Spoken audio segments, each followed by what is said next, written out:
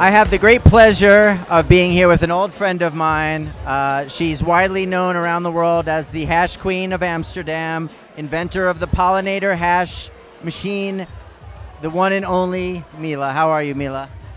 I'm very well, and it's just so amazing to be here tonight.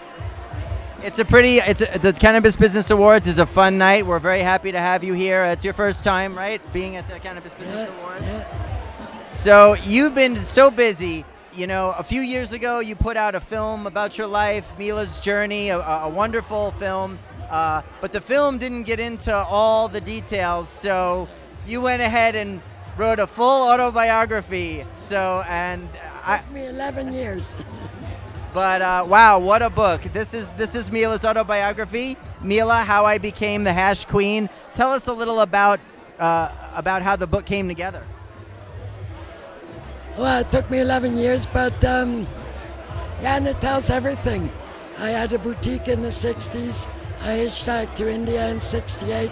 I started smoking hash in 64. My first hash smuggle was from Afghanistan into Pakistan in 68. And then I lived in India for 14 years. Came back, and when I was 50, I invented the first machine to separate the crystals, the pollinator. And since then, life has been just a dream. Yeah. I've known Mila for many years, since I started going to Amsterdam when I worked with High Times for the Cannabis Cup each November, and we would see her. And now, over the past few years, I've been seeing you a lot more because you've been coming to the States more, coming to events, and it's very nice to see you over here and spreading the word. It's very exciting. So if you had to pick, give us like one little memorable something from the book that you can tell us, like a little teaser, like a good little story. Well, we were on the Khyber Pass in Pakistan, which is a very rough place. You have to read about it in the book, where most people carried guns, and we scored hash there for $20 a kilo. It cost in those days. And then I was with 6 guys, and we were on the bus wondering how to get it into Pakistan. My daughter was traveling with me. So the 2 of us went and sat in the front of the bus with our hash and the hash from those guys. And we were invited by the officer from the customs to come and drink tea. He had never seen a little girl with blonde hair and blue eyes. And in the meantime, the bus was getting trashed, but of course there was nothing there.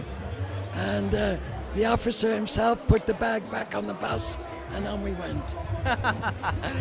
Wow. Yeah, that's just one of the amazing stories I've read. I haven't read the whole book yet, but I'm working my way through it.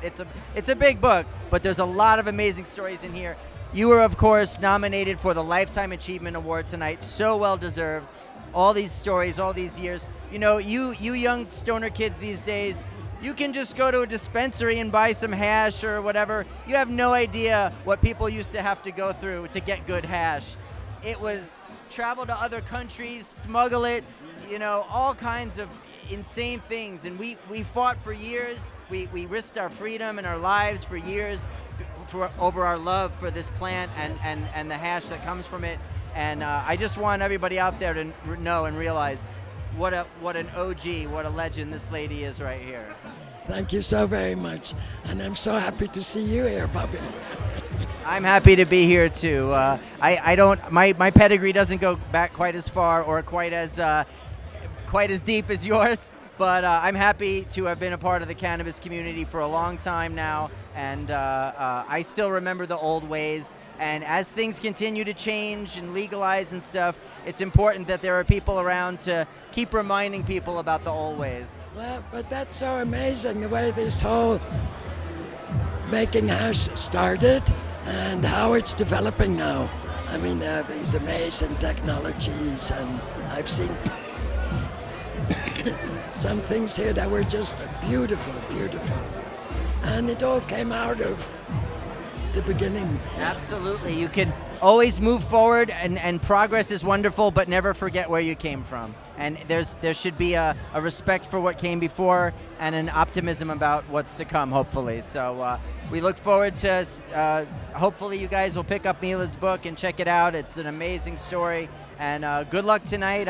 I can't imagine anyone more worthy of winning the award than you. I don't know. I think there's a lot of strong competition, so I'm not putting my bets on it. Okay.